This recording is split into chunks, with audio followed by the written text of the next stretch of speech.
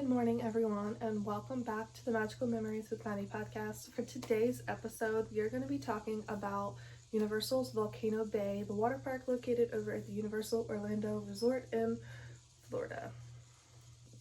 So I did want to start off and say that I can book vacation packages through April of next year for Universal Orlando. If you're interested in going, I will double check that and let you guys know in the description if that is for flights as well, because flights are not always available. I have a couple other vacations booked to different properties and we haven't had their flights yet, so just to throw it on out there. So yeah, let's get into it. So I did cover Express Pass and Coca-Cola Freestyle and all the basics that are at all of Universal Orlando. Some of that will come back into play here. So if you want to go check out the episode on the Universal Orlando theme parks, you can go check that out here at the card if you're watching on YouTube. If not, it will be linked below. It will be linked below in case I forgot to put it as a card as well. So, also I did cover all of the Universal Orlando Resort hotels as well, if you want to check that episode out as well. Let's get started. Embrace your inner Wattori and brave a visit to Krakatoa, the 200-foot volcano, where you'll face the ancient fiery spirit Vol. Thrill seekers, brace yourselves for gravity-defying plunges and the fastest water slides you've ever seen. So Universal's Volcano Bay is a very themed water park to like Hawaiian kind of things, and they have a major difference between every other water park in the world and themselves. So Universal Volcano Bay offers the Tapu Tapu band. It is a wearable device, kind of similar to an Apple Watch, but it's waterproof, of course. And it's basically how you do like everything in the park. It's kind of like a Magic Band at Disney World, but it's only for Volcano Bay, which means you do have to return it at the end of the day after your day at Volcano Bay. You are not allowed to keep it. I would bet that they would charge you if you did try to steal the Tapu Tapu band. So don't steal it. Each guest receives this regardless of age. If you're old enough to have a ticket, you will receive this. This is how you will get into the virtual queue for all of the rides. And to do that, you basically walk up to the machine right by the ride that you want to ride and you scan your Tapu band. And if it says ride now, you can go ahead and ride. But if it says like an estimated wait time, you have to wait that wait time to ride the ride. If you decide you want to ride a different ride instead, it will take you out of that queue if you have to be in a queue for a different ride. So you can only be in one virtual queue at a time. But that is how the virtual queue system works over at Volcano Bay. You can also use the band for other interactive experiences around the park, like shooting water, all kinds of little water things. They have cool things throughout the volcano that I've seen. And it can be used for cashless payments. So to use it for cashless payments, you have to have your card set up with the Universal Orlando app, and then it will automatically sync with your Tapu band for when you are at Volcano Bay, so that you can just use your Tapu band to get your food and drinks. So you do not have to bring your credit card with you. Of course, if you are buying alcoholic beverages, you will still need your ID, so however you choose to pay is completely up to you. But if you're just buying food, you can pretty much do it with your wearable, which means if you trust your kids to go off by themselves, your kids can essentially go up and order whatever they want and charge the Tapu band as long as it's set up with your credit card. I'm sure each person account has to be set up with a credit card, so that might not work so well. There are also photo locations around Volcano Bay that allow you to use your Tapu band to take photos. It's like a little screen and it will take a few photos and you can get your photos on your band. I don't know how the photo package and all of that works with Volcano Bay's photos, if it's included. I don't know what the price is for that. I can inquire about that if you are interested, but I do know you can get all your photos from your Tapu band. The other thing you can use your Tapu band is your locker. So if you decided to rent a locker for the day, there's 5 locations around the property and you can walk up to a kiosk and rent your locker, and then you scan your tapu band in order to use to open your locker. So your tapu band is basically your everything. I wish they would do a wearable at Universal theme parks as well, because this is so cool. But then I guess they would have to charge more money because they don't let you keep the tapu band at Universal Volcano Bay. Whereas, like, if you went to all the parks, you kind of need it to keep going back and forth. You know what I mean?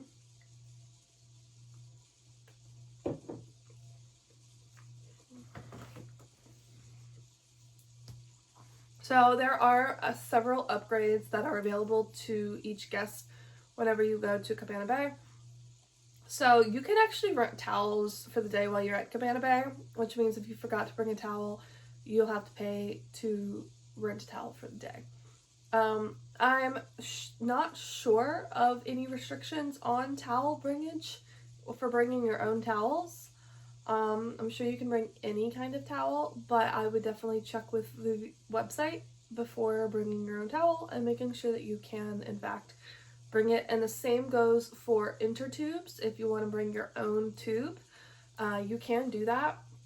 I think they have free ones, but you can, like, bring your own. Like, if you have little kids and you want to be able to have them swim in the lazy river and they need that smaller tube, I'm sure you can bring those. I would also look into that as well. You can, of course, get a Coca-Cola Freestyle cup. Now, just to recap, what the Coca-Cola Freestyle cup offers you is unlimited refills every 10 minutes from the Coca-Cola Freestyle machines. Now, I don't know how many machines there are around Volcano Bay. I don't think that there's many. There's probably only like 4 or 5 total, if that. This can be a great option for your day at Volcano Bay if you are really big into soda. I know I'm more of a soda drinker when I'm swimming than when I'm just like day to day, like walking around. So I would probably prefer it at Volcano Bay. But like I said, like, I don't know how spanned out across the property the cup is. I don't know what the drink prices are. I don't really know everything. All I know is the price of Coca-Cola Freestyle, $20 for day one, $10 every day to reactivate it after that. There is an express pass available for Volcano Bay. Now, I can't find much information on it online. There is an express pass for Volcano Bay, but I can't find much information for it online. So I'm just going to tell you what I do know from people's TikToks and YouTube videos and such. I know that it's $20 per person, I believe, currently. It can go up. Don't quote me on that price. And it basically just allows you to skip the queue of the virtual queue line if it's really long. So if you go during a really busy season, this might be a great option for you because you can maybe get on that Krakatoa coaster faster. Because that's the thing about Volcano Bay, because you can only be in one virtual queue at a time, if you're going to pick Krakatoa first, which you should because it's going to get the highest weight, you're going to be spending a lot of your day just kind of sitting around doing nothing unless there are a bunch of ride now options. Because that wait can get super high during peak season for Volcano Bay. My ultimate recommendation, if you really want to ride the Krakatoa Aqua Coaster, is to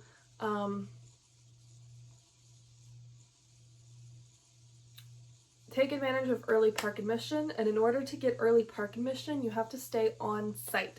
You can stay on site at any of the Universal Orlando hotels, but there are a few that have a walking path right to Volcano Bay.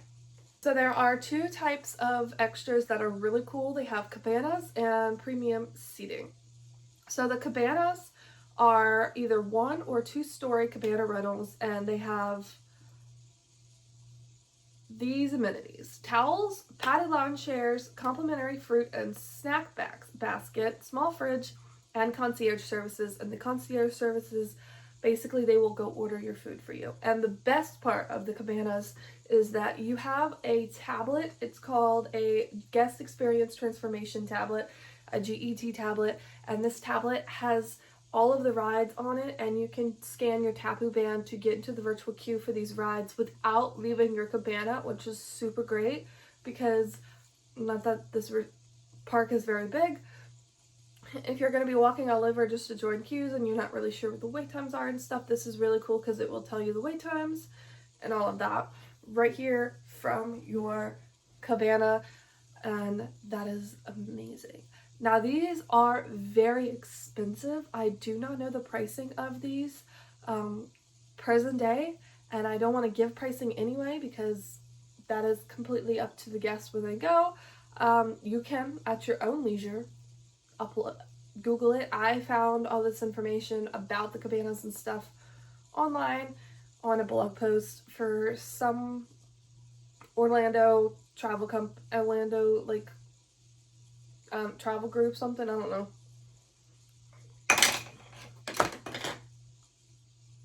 Ridiculous.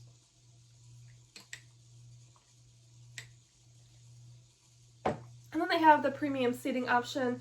It doesn't come with an actual building to hide away in, but it does come with a pair of padded loungers that are equipped with an adjustable shade canopy and built-in storage lockbox, which is great for storing your phone, keys, or anything like that you're worried about. This is a cheaper option, but it only seats 2 per premium seating option, whereas the cabanas can fit lots of people depending on if it's 1-story or 2-story, of how big it is. I also don't know how big the cabanas are. The premium seating also does have an area attendant who will take your food and drink areas, and yes, an escort who will show you where your reserved seating is, where you first enter Volcano Bay for the day. I'm sure the same goes for the cabanas, that there is someone who will show you where your cabana is for the day.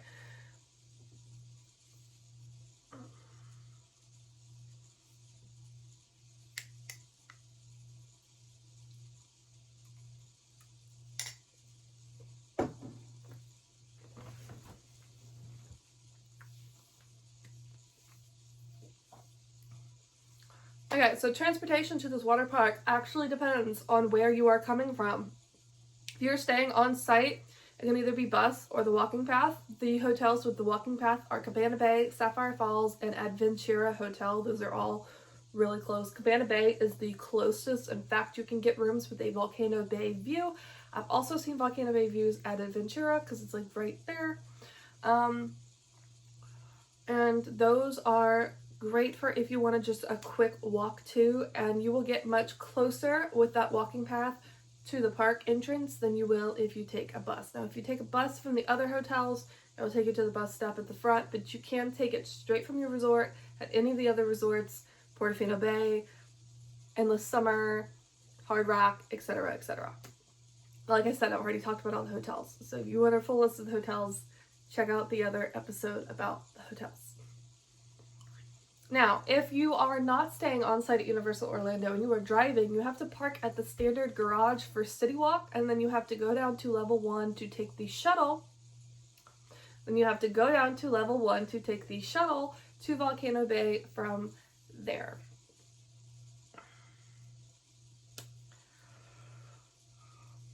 Okay, so that's basically it for the main basics. The rest of this that I have just here listed is what all the different little sections are and what they include.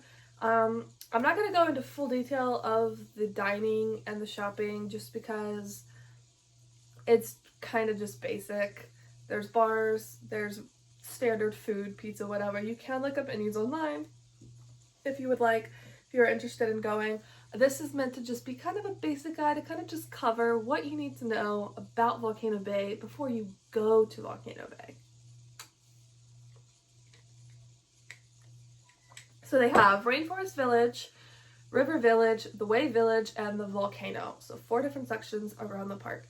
Rainforest Village has the Oh No of Ohia and Oh No drop slides. So those are 2 different things, I think. The drop slides, it's like, if you're watching, here's where the slide ends and here's the pool. You have like almost like a good 3 feet between the slide ending and the pool before you like jump in, so it kind of like takes you up a little bit before you go back down to the pool, so it can be pretty crazy. Tiawa, the Fearless River, that is like a lazy river but faster, and that can depend on whether or not the jets are on, because sometimes apparently they don't work, but yeah. Raki of Tanawai Tubes, just a standard tube ride. Dining here includes the Feasting Frog, Kanoku Boat Bar, and Bamboo. Bamboo does serve food, but the other 2 are bars that serve alcoholic beverages. Like I said, If you are 21, you do need your ID when you go to get beverages, so do make sure you have it with you. Of course, keep it in a safe place. You can, I'm sure, go get it out of your rented locker, or you can, of course, put stuff at just regular old chairs if you don't run a cabana or anything to keep all your stuff safe. I don't think anyone's going to steal your ID. If you keep it in your bag under your chair, you should be fine. River Village is home to, sorry, these are hard to pronounce, Kopiko Tai Winding River, Runamaka Reef, Hanu of the Hanu, aka Moana, and Wahiki something eats. I can't pronounce that. So the Winding River is the lazy river. The other two things I think are children's play areas. I'm not 100% sure. One of them, I know the reef is. I don't know about the Moana one. That one might be a ride. I think it's a ride. If it is, it's just a standard ride that you can ride with on a tube float. So like I said, there are like a little kid splash bay areas like this Runamaka Reef. So if you are worried about the littler ones that you have, you can still go to Volcano Bay. If they are not interested in riding the big rides, or maybe they're not tall enough to ride the big rides, there are things for them to do. They have the Fearless River, the Lazy River, the kids splash play areas, all kinds of stuff. The Wave Village is home to Waturi Beach, the Reef, and dining and shopping. The dining and shopping here includes the Koala Reef Restaurant and Social Club, the Dancing Dragons Boat Bar, and the shopping here includes Krakatoa Katie's and Waturi Marketplace. So this is like where I think the main area where you walk in is basically, because the volcano, I think it's right by the volcano, I don't know. But I think this is the main area because of the fact that it was shopping. And I know the shopping is near the exit of the theme park. Now, I don't know where the entrance is from the walking path in correlation, because it isn't like the main entrance, it's kind of a side entrance. The Reef is a kids play area, and Waturi Beach is just basically like a big pool-like area. It's kind of like a beach style. So if you've ever been to like Disney's water parks, like Typhoon Lagoon, I think is the one where it has like that big, it looks like a beach, like big water, and it gets deeper as you go out. It's just like that. Okay. And the Volcano is home to the Krakatoa Aqua Coaster, the Volcano, of course, Punga Racers, Kala and Tai, Nui, Serpentine, Body Slides, and the Krikori Body Plunge. So the Krakatoa Aqua Coaster is like literally a coaster water style that takes you all around. If you've ever been like on a Disney cruise, like the Aqueduct. The Volcano has walking paths in it with all kinds of things that you can scan with your Tapu Band that are really cool. Punta Racers is just like a little simple slide. Same with the Body Slides, their slides. I don't know about mats or floats requirement for these. I'm sure, I know Universal has them for these rides, of course. I just, because they, you know, you have to have some of these, like you can have big groups, some of these you can have smaller groups. They have to have the different size float options, so they give you the float when you ride. I just don't know like which slides have a float when you get up there, basically. And the body plunge is like a big thing. You get into that glass thing at the top and you are shot down into the bottom. Really cool. If you're into that, it's from really high up, like really high. So completely up to you if you want to do that. Okay, so that covers every basic thing that you really need to know about Volcano Bay. Let me get on to some tips I have before we end the episode.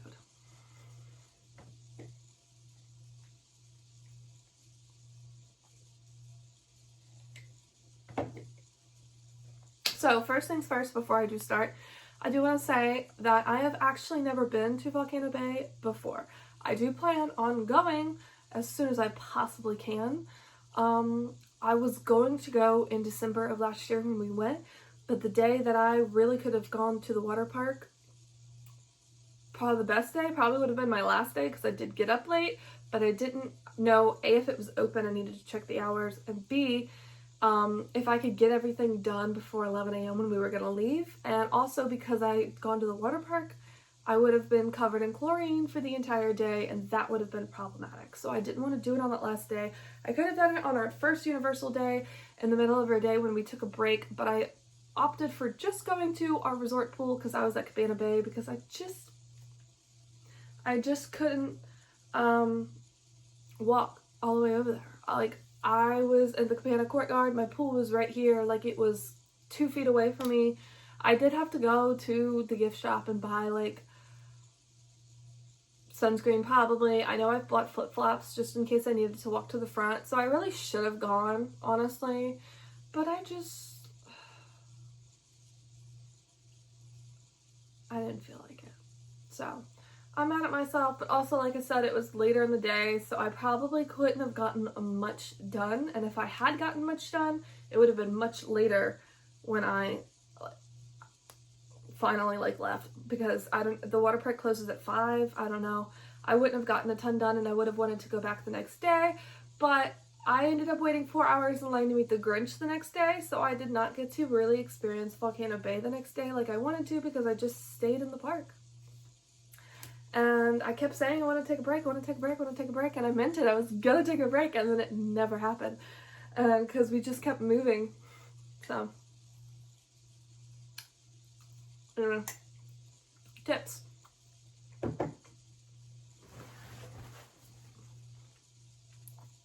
Okay, so here's my biggest tip.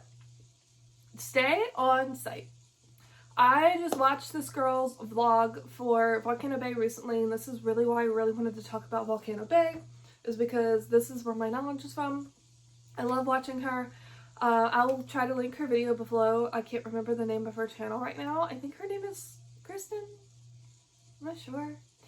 But she just went to Volcano Bay for the first time, and she posted her vlog from it, and because she went in this time of year, it wasn't as busy, so she did get a lot done in the beginning of the day before everything. She even got to ride Krakatoa twice. So like I said, depending on the season, you can really get these rides done without an express pass, but sometimes you might need an express pass. But she opted to pay for her ticket because she doesn't have her Volcano Bay included with her pass holder pass, because she's a pass holder, and she stayed on site.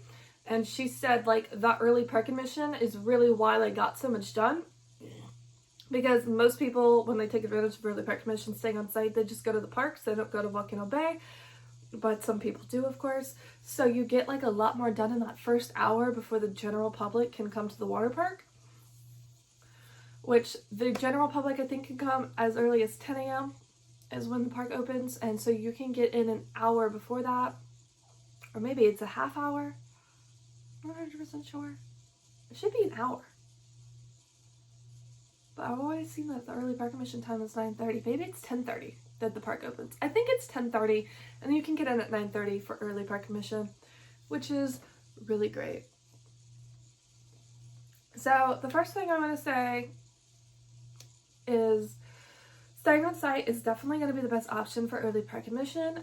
You can do split stays if that's what you're concerned about with booking your trip. I am a travel agent. I would be happy to help you book your Universal trip. I can book Universal and Disney, and what I can do for you is book you a split stay where you stay so many days at Universal and you stay so many nights at Disney, and have your tickets so that they're kind of 2 packages but separate. And if you're flying, of course, I could book your flights and get you on the shuttles. I have seen that there is an option to get you on the Superstar shuttle to Universal, from the airport, and then, of course, we can get you on mirrors on the way back, so you pay a one-way for both of those, but that's just so you're not paying for a round trip from Universal when you're not departing from Universal. And I've also seen that there is some kind of transportation between Universal and Disney, but I do need to do more research into that, so don't come for me if that is not correct. Sorry, I'm getting emails. If you hear the ding, I'm so sorry. I don't think you should, but I keep hearing it in my ear. And so I'm like, is this connected to my computer or my phone? I don't know. We shall see. But anyway. But yeah, staying on site is really going to get you the most benefits. You can get there earlier, and the earlier you get there, the better, because like I said, that Krakatoa line gets really long. I almost would tell you to go get in the virtual queue for Krakatoa and then go get any extras, because if it's really peak and really busy, you might need to. If you are getting there at park admission time, like 10:30, not early park admission. If you're getting in for early park admission, you should be fine. But because, like I said, they have the early park admission, if you are just a standard guest coming into the park, if you cannot stay on site, it's totally fine. I do recommend probably going straight to Krakatoa and join that virtual queue, because it's probably going to be really high, and then maybe go get any extras if available. Like I said, these are all great amenities that they offer, but there are a limited number of cabanas, premium seating, express passes for the day, etc., etc. So you can't just walk in anytime and expect to get one. Also, I don't know, like I said, the pricing. I don't know if you come in later, if you have to pay for the full day, like if you only come for half a day. I don't know about that. I meant for cabanas.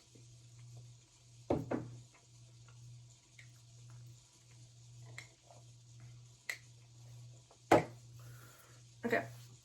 The other great tip that I can give you guys is to not pay separate for a Volcano Bay ticket. Pay for a 3-park ticket. You can pay for a 3-park park to park, and that includes access to Volcano Bay and the 2 theme parks, Islands of Adventure and Universal Studios Florida. Now, if you aren't staying on site and you're buying your tickets separate, you want to buy a 3-park park to park ticket. I can help you with booking all of this, of course, but you are going to get the best bang for your buck if you do stay on property at Universal, because they bundle and save the option of hotel and tickets. And you can also, of course, book with air. If you're just doing Universal, if you're not doing Disney, it's so much easier for booking that with air, because I can get your departure flight, your return flight, your hotel, your tickets all in one booking, instead of having like your flights, your Universal, your Disney, your transportation, da-da-da-da. Which, not that it's a problem. I also have seen that I can add rental cars straight to your Universal reservation as well if you would like one. So that's something to note. Maybe if you want to stay at Universal and drive to Disney, that is totally an option. You can stay for more nights than you have for a ticket.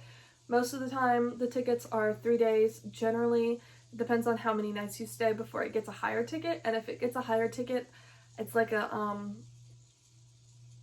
3-park unlimited ticket, and that is for up to 14 days that you can access it, which that's a great ticket option, because if you decide that you want to go to Universal again instead, or whatever, maybe you just want to do another day at the water park, you have multiple day options to use that ticket, which is superb. Alright, that is all I have to say. I will see you guys in the next episode, and we're going to move on down to Disney, and I'm going to start with Disney's hotels, with the value hotels, so stay tuned for that episode. In regards to that, I'm going to do value, moderate, and deluxe / villas, because they're kind of together, same thing, if you will.